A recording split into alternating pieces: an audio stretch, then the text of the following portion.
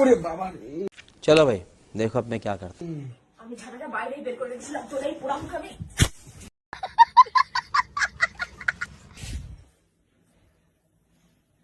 এ কি? নিজের মান সম্মান নেই বলে ভাবিস কি আমার কোনো মান সম্মান নেই? अच्छा हमको सिखा रिया है।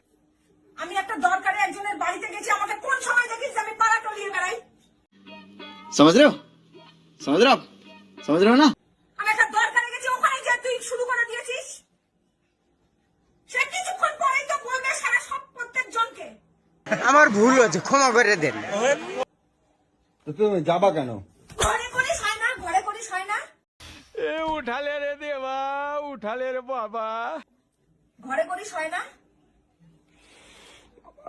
জ্বালা করতেছে, তুমি এরকম ঝাঁটা মাটা দিয়ে তুমি মারতে থাকো, তা বলে মারবা? तेरी दादागिरी निकाल दूंगा मैं। ছোট লোক কোথা গেলে সারাদিন। আমি ছোট লোক, আমি ছোট লোক,